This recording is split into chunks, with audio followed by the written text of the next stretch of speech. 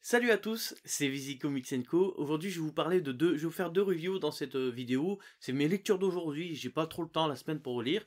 Comme vous pouvez voir, j'ai deux caméras aujourd'hui. J'ai cette caméra-ci principale qui sera ma nouvelle principale normalement, et cette caméra-ci. Donc, il y a deux différents. J'ai le S23 Ultra que je viens de me avoir pour mon anniversaire qui est bientôt pour le mois de mars.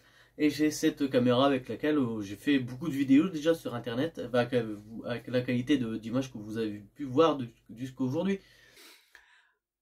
On verra bien pour la qualité vidéo, si cette vidéo, si ça vous plaît comme ça, si ça vous plaît plus comme ça, il n'y a pas de souci. De toute façon, le champ, il peut encore changer, hein. Là, je suis assez loin, j'ai rapproché un peu mon micro. Il est un peu plus en contrebas devant moi pour entendre mieux ma voix, parce qu'on m'avait fait la réflexion qu'on m'entendait un peu moins bien. Donc aujourd'hui, je vais vous parler de Takopi, le coffret que j'ai pu voir, hein, le coffret comme ceci, avec les deux mangas plus le livre en plus. Donc c'est de Taizen Go, Taizen 5, Taizen Go en japonais. Et en comics, je vous parlerai de Something is Killing the Children, Something is Killing the Children, tome 5. Donc je reviendrai après sur toute la série, surtout sur le tome 5. On est parti pour les reviews. Donc comme je vous l'ai dit, hein, deux caméras, j'ai cette caméra-ci et cette caméra-là. Aujourd'hui, je vais changer entre les plans pour pouvoir voir la qualité d'image, si elle change ou pas. Et voir si c'est intéressant aussi par rapport à si vous comptez peut-être acheter quelque chose ou pas. Ou... En tout cas, pour avoir une meilleure qualité d'image. Donc on va parler au début de Takopi. Donc Takopi, le péché originel de Takopi. Takopi, ça va nous raconter quoi? Ça va nous raconter quoi? Ça va nous raconter l'histoire de Takopi. Donc Takopi, c'est un petit être extraterrestre. C'est cet être-là, un petit extraterrestre qui vient de la planète Happy, qui vient pour rendre heureux les gens. Donc il y a des gadgets, il y a des trucs comme ça, tout ça. Et la première personne qui va voir, c'est cette petite fille. Cette petite fille qui voit super triste, qui se demande qu'est-ce qui lui arrive, comment ça se fait que elle est si triste que ça, tout ça. Et en fait, ça va nous parler surtout de harcèlement scolaire, mais aussi de la paternité, le rôle des parents dans l'éducation d'un enfant. C'est en deux tomes, c'est assez court, ça se lit très très vite, hein. Je sais pas si on peut dire ça un shonen. Je le mettrai pas en shonen parce que t'as quand même des trucs assez graves, même si c'est pas trop violent. C'est vraiment très cool. Donc ce petit être Takopi que vous pouvez voir ici va vouloir aider cette fille et lui rendre le sourire. Son but principal à ce petit extraterrestre va lui rendre le sourire. Quand il va voir cette fille qui est un peu désespérée, son père est parti, sa mère est une call girl, donc enfin c'est pas une call girl, c'est une prostituée, on va dire, qui travaille dans un bar à hôtesse. Et elle se trouve un peu à l'abandon, un peu tout seul. Et son seul bien-être à cette fille, son seul truc cool dans sa vie, c'est son chien. Elle partage toutes ses peines, ses péchés, tout ça avec son petit chien, avec son chien. Et elle va se rendre amoureuse de ce chien-là. À l'école, elle est brimée, elle est souvent mis de côté, on la salit, on salit son bureau, on vole ses affaires. Et jusqu'au jour où ce petit Takopi va essayer de venir, va lui rendre, avec ses gadgets, va essayer de lui rendre une vie un peu meilleure. Et ce que ça va nous donner, c'est qu'il va faire une chose dans le manga qui va complètement bouleverser les choses, complètement tout bouleverser quasiment à la fin du premier tome. Donc c'est peut-être un spoil si je vous en parle tout de suite, mais bon. Et ça va carrément bouleverser les choses et ça va devenir un peu plus dramatique que ça ne l'est au départ. Déjà c'est assez dramatique et ça va devenir encore plus dramatique. Donc lui il a des gadgets par exemple, ils vont prendre une photo ensemble. Et de cette photo, ça va faire comme un point de restauration, donc il pourra revenir à ce moment où la photo a été prise. Donc ça va nous parler surtout de ça, de harcèlement scolaire, de tout ça, c'est de suicide aussi, c'est très violent quand même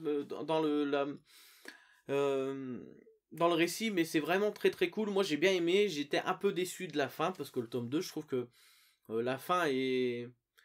Je l'aurais pas vu comme ça personnellement, j'aurais vu carrément autre chose. J'aurais même aimé que ce soit un tout petit peu plus long parce que c'est vrai que ça va un peu vite vers la fin. Je trouvais ça un peu dommage.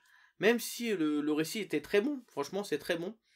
Ça coûte 17 euros je pense, l'intégrale, ça doit être ça. Hein. C'est moins de 20 euros, ça doit être 17 euros pour les deux tomes séparés. Donc en plus on a un coffret et en plus on a un petit livre en plus. C'est vraiment pas très cher pour un manga de tranche de vie, qui va reparler sur des faits qui peuvent être actuels bien dommage. C'est bien dommage. Et pour sur cette deuxième review, je vais parler surtout de Something Intelligent Children, tome 5.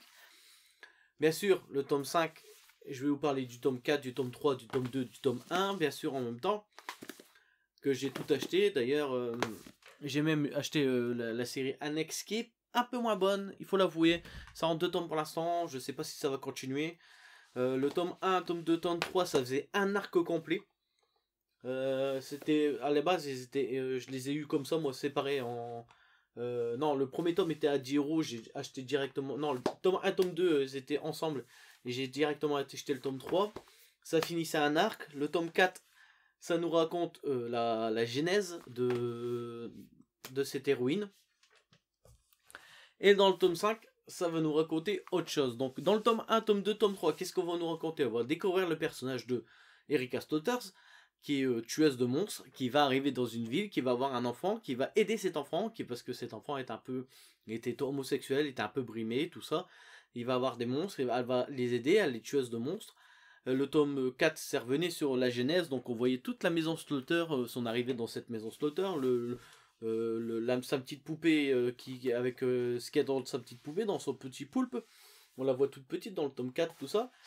Et le tome 5, ça va nous raconter quoi? C'est la toute nouvelle sortie de chez Urban, de chez Something Children, tome 5. Et ben ça va repartir sur une nouvelle enquête, sur un nouveau truc. Comme le tome 1, tome 2, tome 3, ça va partir sur une nouvelle trilogie, je pense.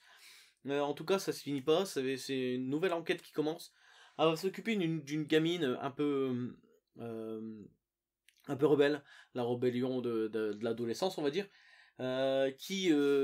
où sa famille s'est fait buter devant elle, s'est fait assassiner devant elle, et on va peut-être la prendre un peu coupable, ou pas.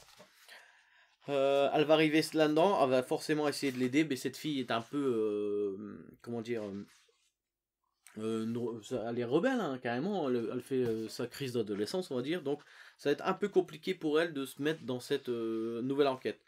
En plus de cette ado rebelle qu'elle va devoir gérer, plus le monstre, une nouvelle entité, un nouveau monstre qu'on va voir, qu'elle va vouloir appréhender. On va pas forcément bien voir le monstre encore, on va le voir un petit peu, mais pas tant que ça. En fait, ça va être surtout le début d'une relation entre elle et Erika Slaughter et cette jeune femme. Le comic c'est assez court, donc vous spoiler, vous raconter plus, ce serait un peu dommage. Mais il va se passer un truc cool. Si vous voulez pas être spoilé, n'écoutez pas pendant quelques secondes. Sinon, je vais vous dire, Erika Slaughter va se faire poursuivre par une autre chasseuse. Donc il y a quelqu'un d'autre qui va arriver, qui va vouloir chasser Erika Slaughter.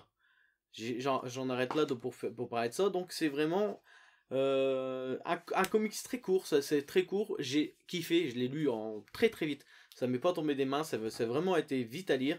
Les dessins sont toujours aussi beaux, c'est toujours aussi cool. Jameson Dafoe au scénario et Walter Del Herra au dessin, je connaissais pas du tout. Mais Jameson Dafoe, bien sûr, c'est un très très bon scénariste. J'ai adoré les 4 premiers tomes, j'ai adoré aussi le 5e tome. Trop court, j'ai trop hâte maintenant que le 6, 7e peut-être sorte. Ce que je verrais bien Urban nous sortir ça dans des intégrales. Comme en par 2 ou par 3 tomes. Ça serait cool parce que à chaque fois. Là, c'est trop court en fait. Ça fait 144 pages. Il y a quelques bonus à la fin. Quelques couvertures en plus. Ça reste très très bien. Mais je reste quand même sur ma faim. J'aurais aimé que ce soit plus long. Bien sûr, c'est une série que je vais suivre, que je kiffe et que j'aime vraiment beaucoup. C'était assez court, j'étais un peu sur les deux critiques, j'espère que j'ai pas été trop court, j'espère en tout cas que je vous ai donné envie de découvrir quelque chose, en tout cas dans cette vidéo.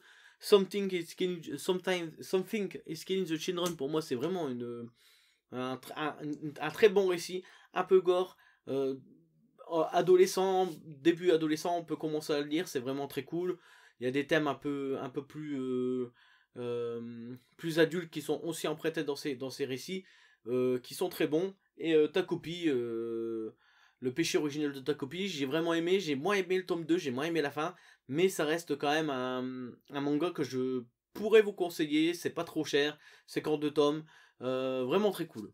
Cette vidéo, je m'arrête ici, j'espère qu'elle vous a plu, vous pouvez toujours la partager, la commenter et la liker, d'ailleurs je réponds à tous vos commentaires, ne l'oubliez pas. Vous pouvez aussi me suivre sur TikTok, par moment je vais vous mettre des vidéos TikTok à l'improviste, comme ça, qui vont arriver. D'ailleurs j'ai mis une vidéo cette semaine où j'ai reçu un lot de trucs que j'ai acheté, donc j'ai mis ça directement sur mon TikTok, sans montage, sans rien, juste en présentant quelques